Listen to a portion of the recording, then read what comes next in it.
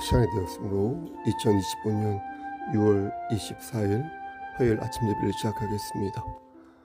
다 같이 사도신경으로 우리의 신앙을 고백합니다. 전능하사 천지를 만드신 하나님 아버지를 내가 믿사오며 그 외아들 우리 주 예수 그리스도를 믿사오니 이는 성령으로 잉태하사 동정녀 마리아에게 나시고 본디오 빌라도에게 고난을 받으사 십자가에 못 박혀 죽으시고 장사한 지 사흘 만에 죽은 자 가운데에서 다시 살아나시며 하늘에 오르사 전능하신 하나님 우편에 앉아 계시다가 저리로서 산 자와 죽은 자를 심판하러 오시니이다. 성령을 믿사오며 거룩한 공예와 성도가 서로 교통하는 것과 죄를 사해 주시는 것과 몸이 다시 사는 것과 영원히 사는 것을 믿사옵나이다. 아멘. 사랑과 은혜가 풍성하신 하나님 아버지, 하나님의 크신 사랑을 진심으로 감사드립니다. 우리를 당신의 자녀로 삼아주시고 영원한 생명을 허락하여 주셔서 천국으로 이끌어 주심을 감사합니다. 하나님, 그런데 그럼에도 불구하고 우리가 그 은혜를 잊고 우리의 정욕대로, 우리의 망상대로 어제 하루를 보냈음을 이 시간 고백합니다. 하나님, 용서해 주시고 주님의 보혈로 우리의 죄를 씻어 주시옵소서. 그리하여 이 시간 정결한 마음으로 하나님께 예배드릴 수 있도록 우리의 마음을 주관하여 주시옵소서. 하나님, 이 시간 간절히 바라고 하는 것은 이 나라와 민족을 위해 기도합니다. 이 민족이 우상 공화국이 되지 않도록 하시고, 그리고 이 민족이 하나님을 경시하는 민족이 되지 않도록 하시고 하나님을 경외하는 민족으로 거듭나서 진실로 하나님께 아름답고 반듯하게 사용되어지는 민족이 되게 역사하여 주시옵소서. 또한 이 땅에 있는 교회 공동체들과 주의 종들 위해 기도합니다. 저들이 진리를 살찐데 진리를 팔지 아니하도록 저들의 마음을 선도하여 주시옵소서. 성령이 충만한 제단들에게 역사하여 주시옵소서. 우리 교회를 위해서도 기도합니다. 지역사회에서 구원의 방주의 역할을 잘 감당할 수 있도록 하시고, 지금도 죄의 늪에서 허덕이는 많은 사람들이 있는데 그들을 위해서 각별하게 전화하고 말씀 전하고 기도하는 우리 교회가 되게 하여 주시옵소서. 우리 교회가 양적으로 성장하고 지금보다 질적으로 성숙해지는 그런 교회 되게 하여 주시옵소서. 우리의 자녀들과 부모님을 위해서도 기도합니다. 저들의 영육에 강건함을 허락하여 주시고 예배드림이 기쁨이 될 수 있도록 하시고, 저들을 위해 포기하지 않고 더욱 기도하는 우리가 될 수 있도록 우리의 마음을 주장하여 주시옵소서. 한 번 더 기도합니다. 우리 중에 심신이 연약한 지체들이 여럿 있는데 하나님 함께 하시사 저들의 영육의 강건함을 허락하여 주시고 저들이 말씀 붙잡고 다시 일어설 수 있도록 은총 베풀어 주시옵소서. 모든 말씀 예수 그리스도인 받들어 감사하며 기도드렸사옵나이다. 아멘. 하나님 말씀 보겠습니다. 요한계시록 21장 9절과 27절 말씀을 봉독하겠습니다. 요한계시록 21장 9절과 27절 말씀을 봉독하겠습니다. 제 성경으로 신약성경 421쪽입니다. 9절, 7 대접을 가지고 마지막 7 재앙을 담은 7 천사 중 하나가 나와서 내게 말하여 이르되 이리 오라, 내가 신부 곧 어린 양의 아내를 내게 보이리라 하고. 27절, 무엇이든지 속된 것이나 가증한 일 또는 거짓말하는 자는 결코 그리로 들어가지 못하되 오직 어린 양의 생명책에 기록된 자들만 들어가리라. 아멘. 하나님, 이 말씀을 들어 사용하여 주시옵소서. 예수님의 이름으로 기도드렸습니다. 아멘. 요한계시록이 어렵게 느껴지는 이유는 본문에 나오는 단어들이 평상시에 성경에서 볼 수 있는 그런 류의 단어가 아니기 때문입니다. 그래서 성경에 나오는 단어를 있는 그대로 해석해야 할지 아니면 다르게 해석해야 할지 망설여 주는 것입니다. 예를 들면 이렇습니다. 요한계시록을 보면 용이란 단어가 나오는데요. 이걸 날아다니는 진짜 용이라고 생각해야 하는지 물을 때 그러면 안 된다는 것입니다. 문자 그대로 생각해야 할 것이 있고 그 문자가 무엇을 상징하는지 그것을 생각해 봐야 하는 것이 있는데 그것을 잘 구분하지 못하다 보니 자꾸만 해석이 산으로 가는 것입니다. 성경에 기록된 용이란 단어는 마귀를 비유한 단어이지 우리가 상상하는 하늘을 날아다니며 불을 뿜는 그런 용을 말하는 게 아닙니다. 목사님 무슨 근거로 그렇게 말씀합니까? 라고 묻는다면 성경에서 그렇게 말씀한다 이렇게 말하겠습니다. 성경은 마귀를 용으로 비유하지 소 눈깔과 돼지 코와 개 주둥이와 쥐 귀를 갖고 있는 그런 용이라고 말씀한 적이 없다는 것입니다. 콕 집어 말씀드리면 요한계시록 12장 9절 말씀에 큰 용이 내쫓기니 옛뱀 곧 마귀라고도 하고 사탄이라고도 하며 온 천하를 꾀하는 자라 하였으니 우린 이 말씀에 근거하여 성경에 용이란 단어가 나오면 어떻다고요? 마귀를 말하는 것이다. 온 천하를 꾀하는 악한 짐승을 상징하는 말이다. 라고 이해하면 될 것입니다. 그런데 반대로 성경 말씀을 지나치게 상징적으로 이해하는 것도 경계해야 합니다. 예를 들어서 요한계시록 13장 18절 말씀을 보면 666이라는 숫자가 나오는데요. 어떤 사람들은 이 666이라는 숫자가 네로 황제를 가리키는 것이라고 말을 합니다. 예전에 2번 말씀드린 적이 있는데 6이라는 숫자는 완전수 7이라는 숫자에서 하나가 재진 숫자이니까 666 이렇게 불완전한 숫자를 3번이나 어떻습니까? 반복해 사용하면 상당히 부정적으로 안 좋은 그런 숫자라는 것입니다. 그러면서 헬라어를 숫자로 병합할 때 666의 숫자가 네로의 이름과 일치함으로 666은 어떻습니까? 로마의 네로 황제를 가리킨다라는 것입니다. 하지만 이것은 신학적인 견해 중 하나일 뿐이지 정답이다, 이것만 맞다라고 말할 수는 없습니다. 여러분, 하나님의 말씀은 완전하지만 하나님의 말씀을 해석한 것은 완전할 수가 없다는 것입니다. 따라서 하나님의 은혜를 망각하고 신학만 전면에 내세우게 되면 도리어 신학이 진리를 회방하는 도구가 될 수 있다는 것입니다. 신학이 필요 없다는 말이 아니라 중요하지 않다는 말이 아니라 진리를 흔들거나 진리를 넘어서고자 하는 신학은 마귀의 도구여 수작이 될 수 있다는 것입니다. 그러므로 우리는 명확하게 계시된 진리 안에서 신학적인 견해를 이해해야지 주객이 전도되어 그리스도의 복음을 망각하는 잘못을 범해서는 아니 되는 것입니다. 그 어떤 것도 어떻습니까, 여러분? 예수 그리스도의 진리를 넘어설 수 없다, 훼손할 수 없다라는 것을 우리 명심하고 또 명심해야 할 것입니다. 그래서 위에서 설명한 666에 대해 조금만 더 설명을 덧붙이고자 합니다.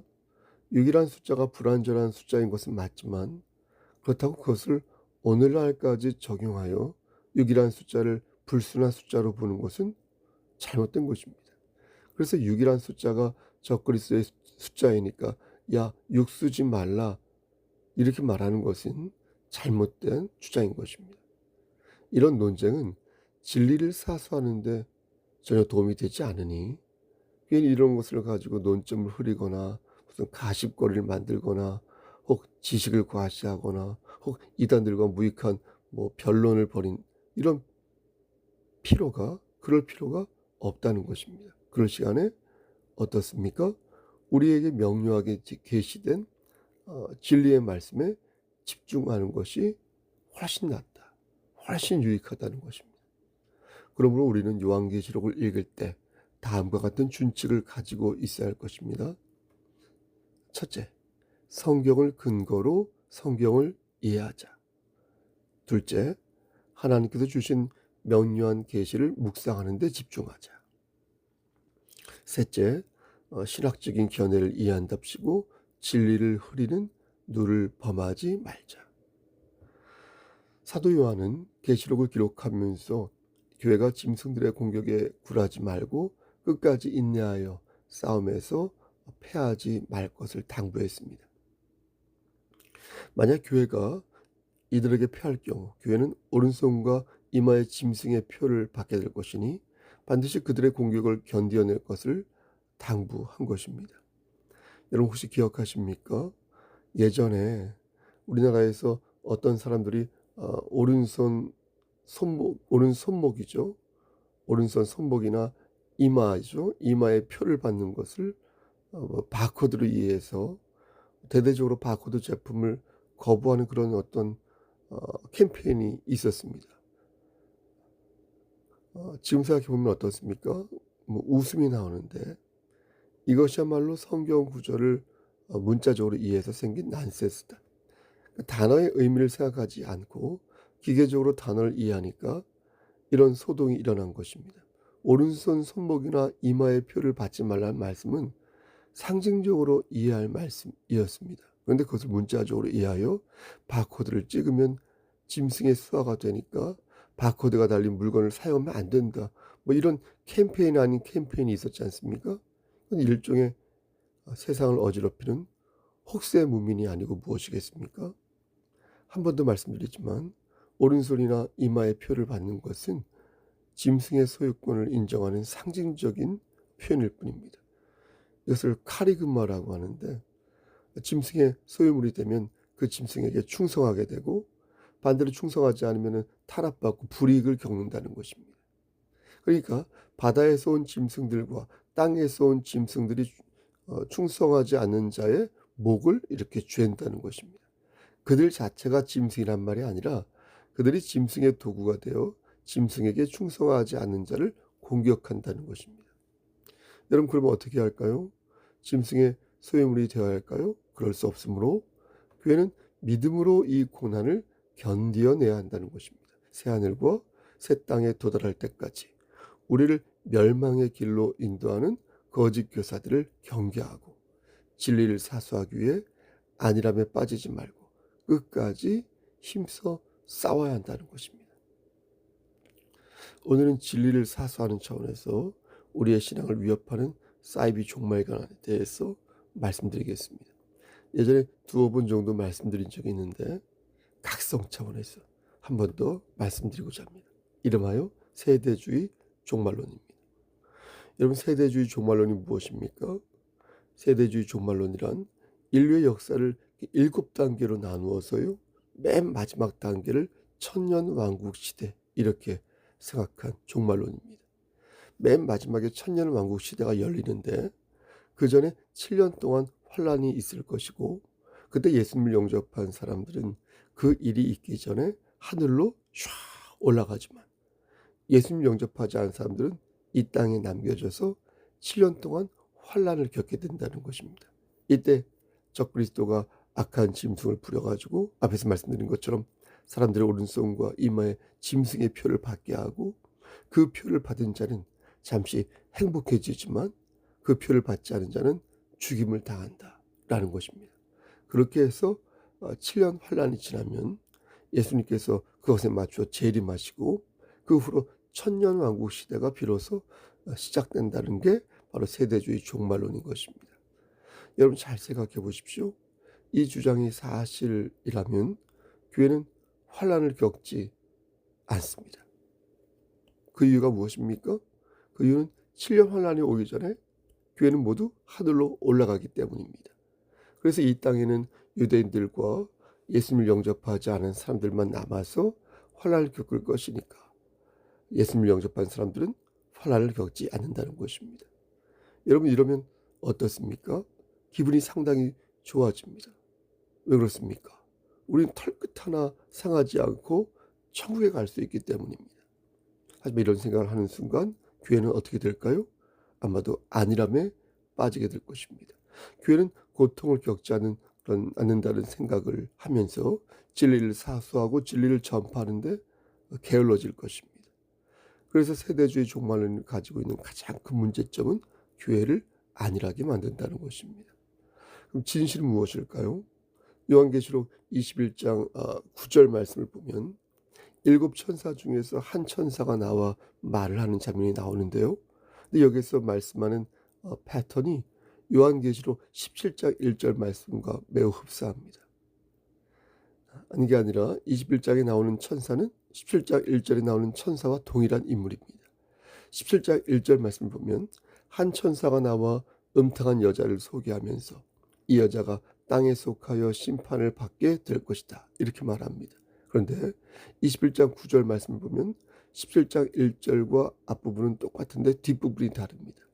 17장 1절과 다르게 천사가 누구를 소개하는데 어떻게 소개하냐면 내가 신부 곧 어린 양의 아내를 너에게 보이리라, 이렇게 소개합니다. 그러니까 17장 1절에서는 천사가 타락한 음녀를 소개하지만 음녀, 21장 9절에서는 천사가 어린 양의 아내인 순결한 신부를 소개한다는 것입니다.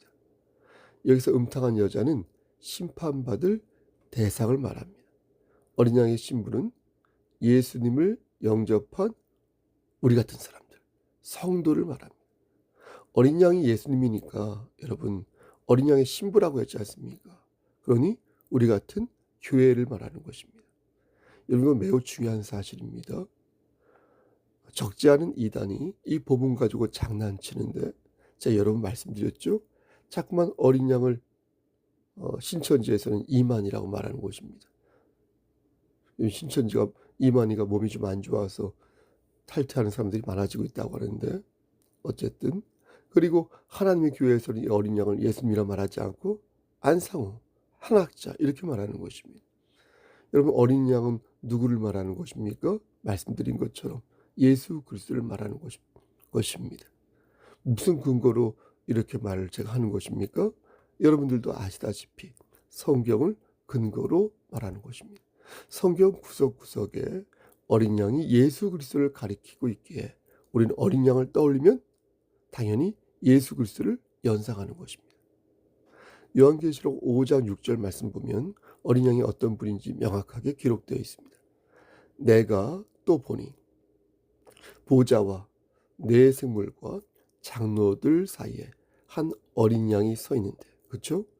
일찍이 죽임을 당한 것 같더라.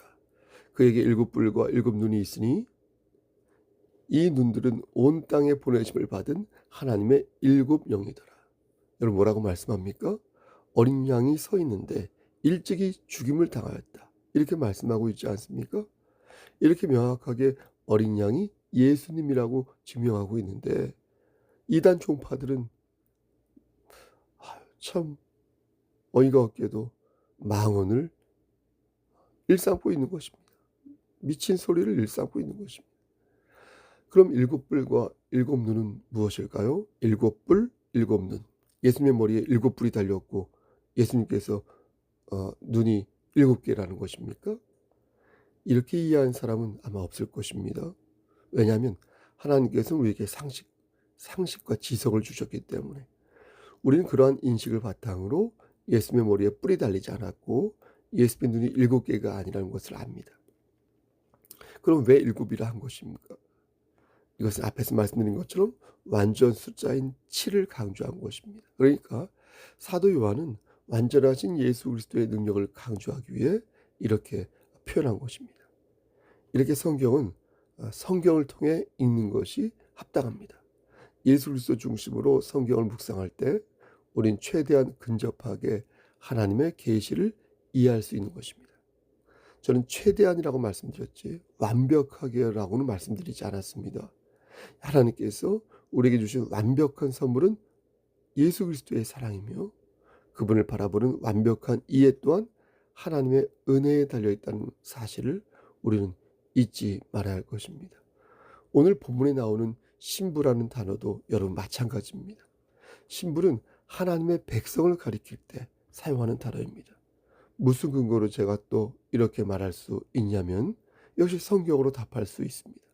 이사야 54장 6절 말씀을 보면 하나님의 백성을 아내라고 표현하고 있고요.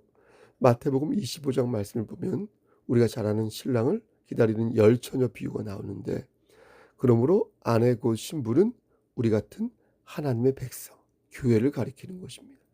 이만희나 정명석이나 안상홍이나 한학자나 신옥주 같은 사람들, 그런 특정 인물을 말하는 게 아니라 여러분 같은 사람, 저 같은 사람, 이렇게 하나님의 자녀들이 바로 어린 양의 무엇이다? 신부다. 어린 양의 신부다라는 것입니다. 여러분, 지금 세상은 어떻습니까?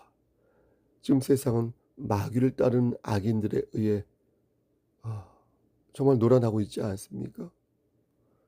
그들은 멸망당할 것이고 궁극적으로 새하늘과 새 땅이 열릴 것이지만, 교회는 불가피하게 그 절정의 목전에서 그들과 싸울 수밖에 없습니다.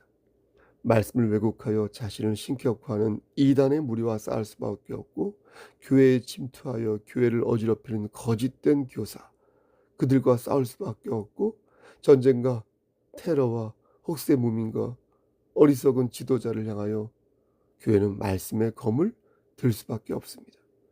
만약 우리가 안일함에 빠져 이를 소홀히 여긴다면 우린 이 고난의 싸움에서 믿음을 지키지 못했다 하여 하나님께 책망을 듣게 될 것입니다. 하나님의 교회라는 이단 사이비 종교는 말합니다. 하나님의 아버지면 그에게 아내도 있을 것이므로 우리는 하나님의 어머니를 믿는다. 안상홍 씨를 예수 그리스도의 반열 위에 세워놓고 그의 아내를 하나님의 어머니로 신격화하는데, 그것을 아멘이라고 말하면서 거기다 모든 것들을 갖다 바치는 그런 사람들이 정말로 많으니 참으로 개탄하지 않을 수 없는 것입니다. 이것이야말로 악한 짐승의 단면이 아닌가 하는 생각에 더욱 우리 교회는 진리를 사수하여 진리를 전하는 그런 재단이 되어야겠다, 교회가 되어야겠다는 생각을 갖게 되는 것입니다. 여러분들은 교회가 지녀야 할 가장 중요한 실천 덕목이 뭐라고 생각하십니까? 예수 그리스도 안에서 교회가 해야 할 가장 큰 일이, 우리 교회가 해야 할 가장 큰 일이 뭐라고 생각하십니까? 여러분, 우린 예수 안에서 달리고 예수 안에서 멈추어서야 합니다. 우린 예수 안에서 시작하고 예수 안에서 마쳐야 합니다. 그럼 우리 교회가 해야 할 것이 무엇이겠습니까? 하나님의 영광을 위해서 우리 교회가 해야 할 것이 무엇이겠습니까? 여러분 아시죠? 첫째, 우리가 해야 할 것은요, 예배입니다. 예배드림이 기쁨이 될 수 있도록 우리의 컨디션을 최대한 예배에 맞추어야 합니다. 예배이다. 예배. 둘째, 우리가 해야 할 것은 섬기는 것입니다. 예수 그리스도의 사랑을 먼저 교회 안에서 보일 줄 알아야 합니다. 그래서 서로의 짐을 함께 지는 모습을 보이고 합력하여 선을 이루어야 합니다. 셋째, 우리가 해야 할 것은 복음을 전하는 것입니다. 예수 그리스도의 그 사랑을 세상에 보이고 그 과정에서 진리를 회방하는 그런 사람들과 맞서 싸워 진리를 사수하는 것입니다. 사도 요한은 이렇게 하나님 말씀을 전했습니다. 27절 말씀에 무엇이든지 속된 것이나 가증한 일 또는 거짓말하는 자는 결코 그리로 들어가지 못하되 오직 어린 양의 생명책에 기록된 자들만 천국에 들어가리라. 여러분, 생명책에 기록된 자들은 어떤 사람을 말하는 것입니까?